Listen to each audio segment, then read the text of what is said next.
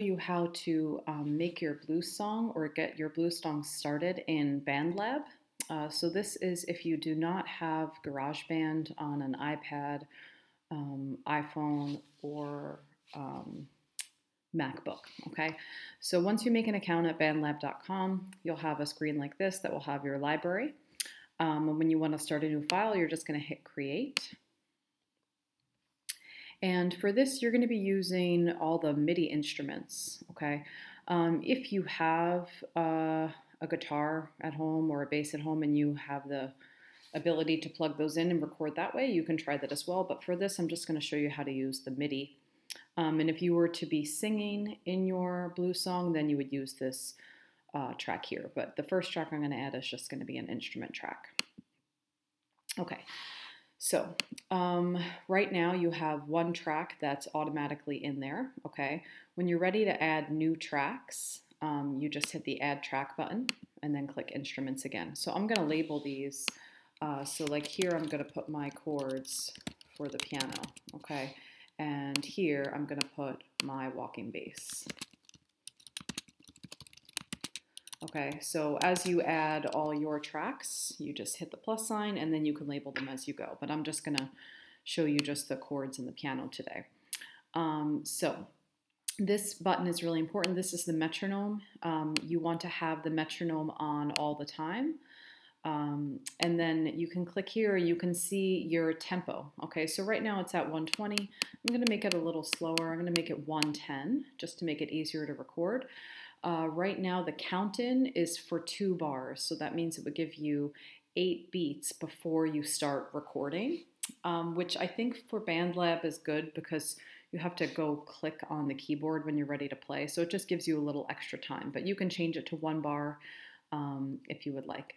Okay, so, and this is the default metronome sound, okay? So that is your metronome. Also label a project, so I'm just going to call this Blues Project. Okay. All right, so to start with the chords, right down here, if you click on Instrument, you can see this little MIDI piano. Okay, so this is using your keyboard, all right? So that's why it says Z, X, C. So it's just matching with your computer keyboard, right? But these aren't the actual names of those pitches on the piano, okay? So just be aware of that. You can change the instrument here, okay? But for the chords, we're going to start with piano. Also, if that's too low, you can move it up an octave here. So I'm going to put it there, so right in the middle of the piano. And so to record, what you have to do is you hit the record button, or I think R also, if you press R on the keyboard, that will record for you. But after you hit record, then you have to come click on the piano before you start playing, okay? If you hit record and then don't click on the piano, you're not going to hear anything, okay? So you're going to hit record and then come click on the piano. And I'm just going to show you how to record the 12-bar blues chords, okay? All right, so here we go.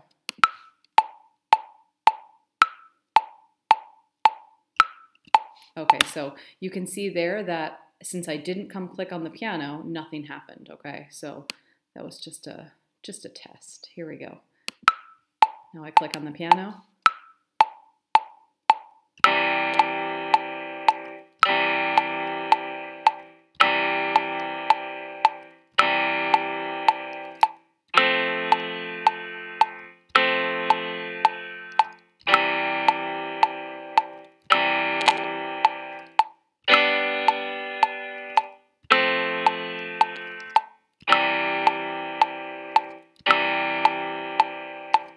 And then you can hit space bar to stop. It's the same, some of the shortcuts are the same as GarageBand, so if my playback bar is here, if I hit return, it goes back to the beginning. I hit space bar and I can listen to it.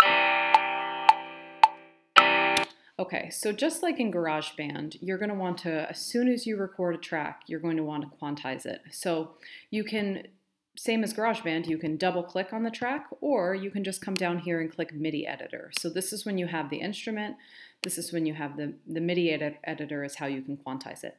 Now, you have to zoom in first, because one difference from GarageBand is you can't just click on the track and quantize it. You actually have to go in and select all the notes. So you have to have the arrow key selected, or the arrow button. Select all the notes, and then come down here and quantize, and then press the quantize button. And you can see all the notes moved once I quantized it, okay? So now once you've quantized it, now all of your chords start exactly on the first beat of the measure, okay? They were pretty close before, but this is just gonna make your work a little more perfect, okay? So you can see it lines up. And if you're not sure if it worked, you can just zoom in and see how the lines are divided. Okay, also just like in GarageBand, you're going to be using Copypaste quite a bit, okay? And it's the same shortcuts. So if I select on this track and I select Command-C, and then I move it to where I want it, and I press Command-V, then you've got the chords again. The other alternative is looping it. So just like in GarageBand, you just drag this, and it loops your tracks for another, or your chords for another 12 bars. You might not want to do that because you might decide that the first time you play the chords, you want it to be whole notes, and maybe the second time you want it to be quarter note chords or a different rhythm. Or you might decide that you want to have 12 measures without chords and you want to have a space in between. And maybe this is a section where you're going to feature a different instrument. Okay, so that will come later when you decide how to sort of arrange your track.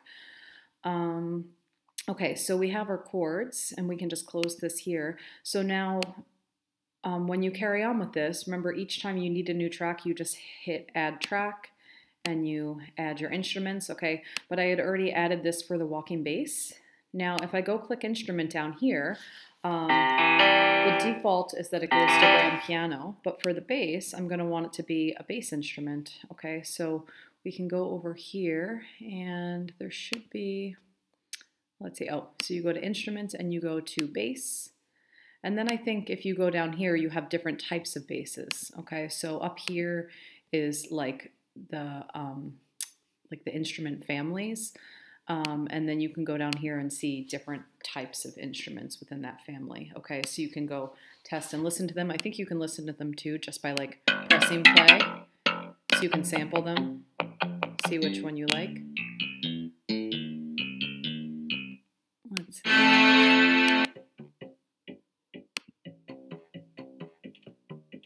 So I think I'm going to go with this acoustic bass legato. I like the sound of that. Okay, so and then when you play on your piano, it's going to sound like that. Oh, I think I did that wrong. So acoustic bass. Okay, so